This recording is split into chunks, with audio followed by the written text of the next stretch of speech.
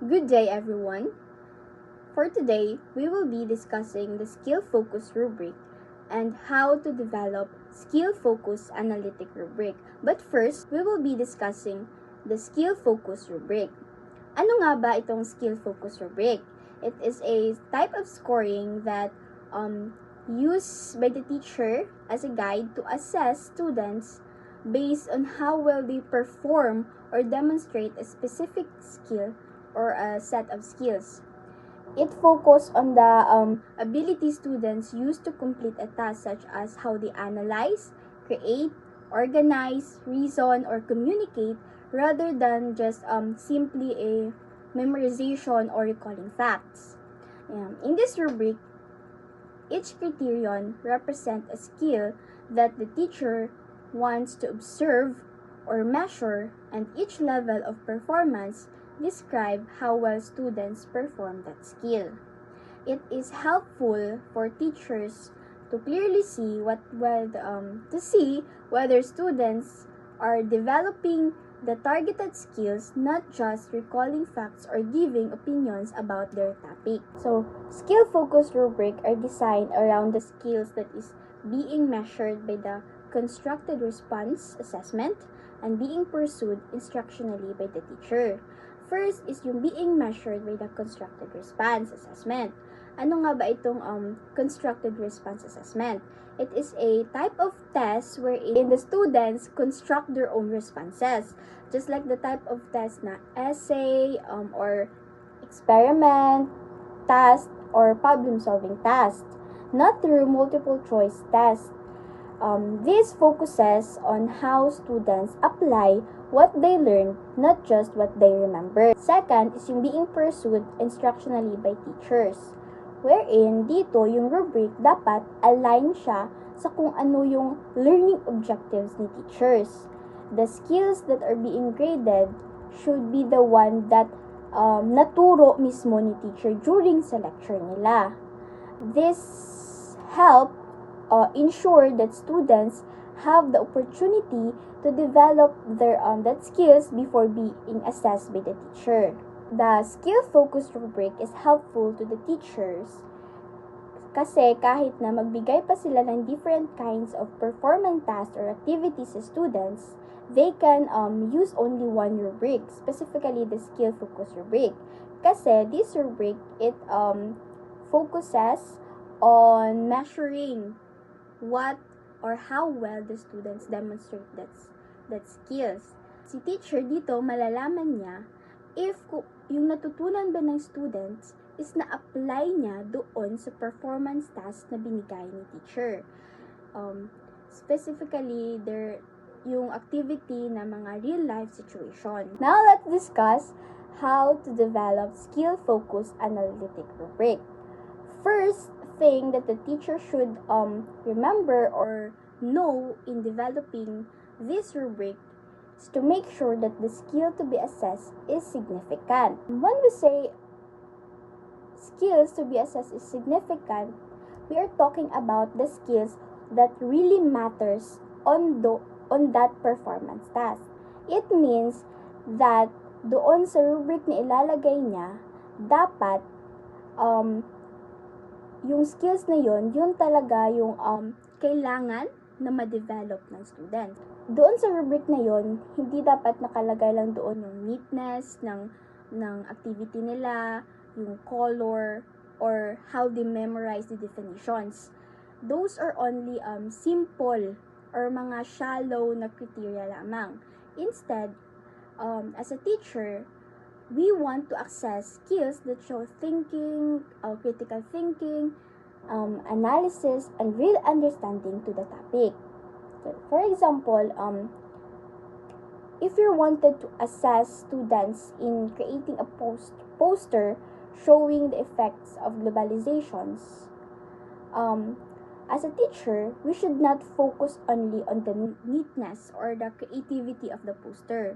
That is not the significant skills na gusto nating ma-assess sa performance ng bata. Instead, we assess students how well they explain and analyze the effect of globalization how they connect it to the community, and how they used the visuals and written explanations to show their understanding. That is the skills or the significant skills na kailangan makapakita ng bata na gusto nating ma-assess. So, why it is important that the criteria or the criterion na nakalagay dun sa rubric natin is na kailangan nating i-assess doon is significant. It's because if it's significant skills, it is aligned with our learning goals and standards. Hindi pwede na si teacher gagawa ng rubric hindi aligned doon sa content standard, performance standard, learning competencies, or sa learning objectives ng kanyang topic. Dahil dito, hindi alam ng students kung ano ang dapat i-demonstrate nila or i-perform nila doon sa rubric na ginawa ni teacher. Then, it is important also because, or it is also important na significant yung skills na nakalagay doon sa rubric because it encourage deeper learning. Students learn better when they know what they were doing is meaningful and it is connected sa mga real-life situations. And also, it prepares students for life beyond the classroom, na kung saan yung mga skills na madedevelop nila doon sa performance na yun, like reasoning, problem-solving skill, decision-making, and communication, are essentials na kung saan magagamit nila sa mga real-life situation, not just in schools. The second thing the teacher should remember in developing skill-focused analytic rubric is to make certain that all of the rubric's evaluative criteria can be addressed instructionally. Every criterion in the rubric should be something na naturo niya at na-practice ng student sa class. Why?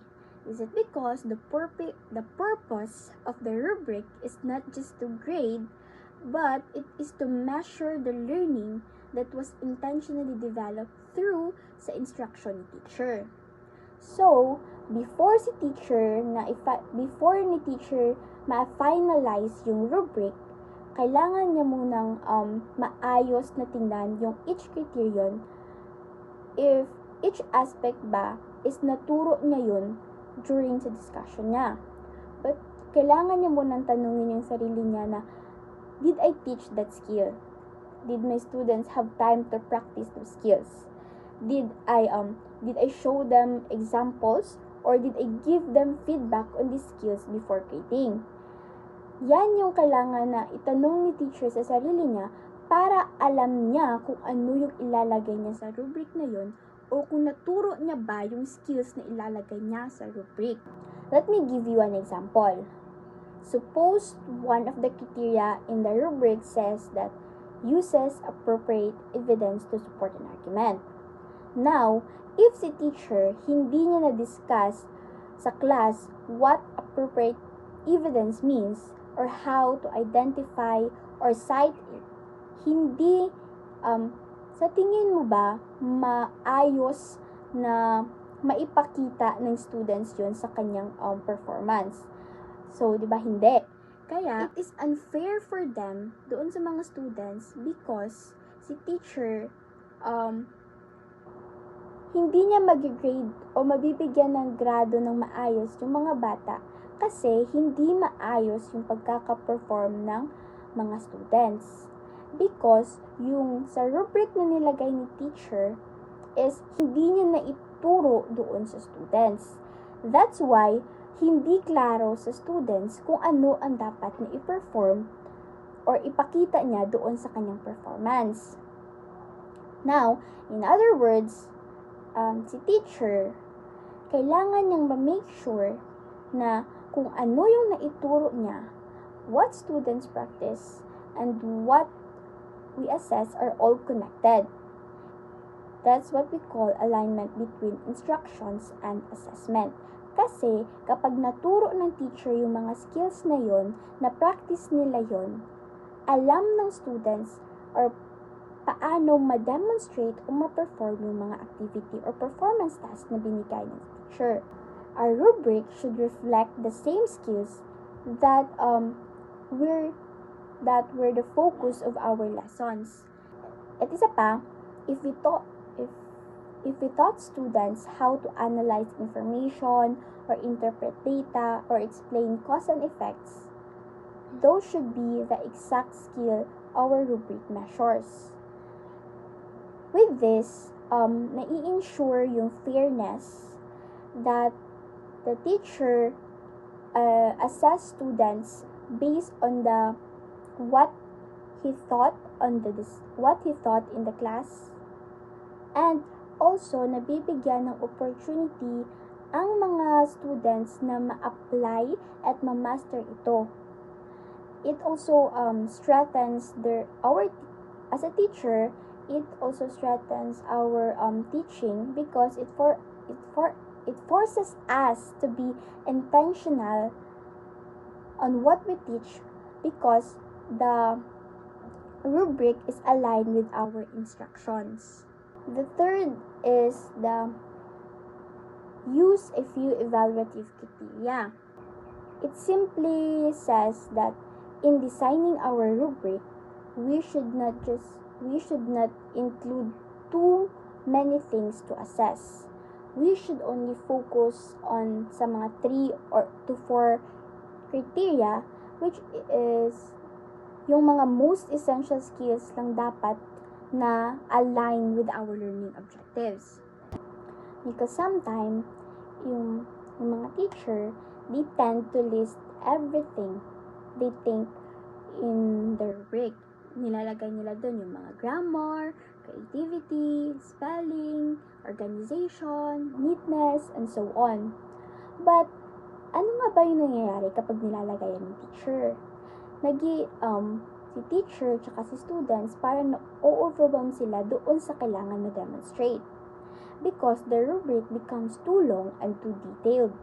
And instead of helping the students para mag-guide sila, it actually confused the learners or our learners.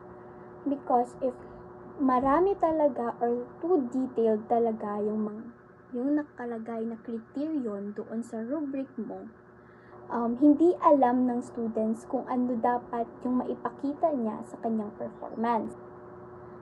They might only focus doon sa mga easiest ones like yung neatness, yung organization, yung colors. Doon lang sila magfo-focus and they tend to forget the deeper learning goals like analysis, organizations of ideas, or critical thinking.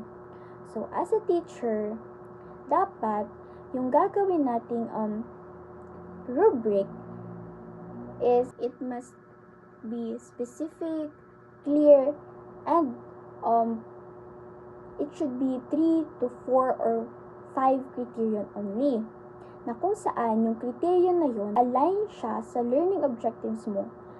And the students clearly understands what to perform or what to demonstrate doon sa activity na binigay mo. That's why, kailangan nating ma-remember as a teacher when designing our rubric that the quality is more important than quantity. Because not about how many criterion you include in your rubric, it's about choosing the right ones that could help students develop critical thinking skills, reasonings, and their ability to apply their knowledge in real life situations.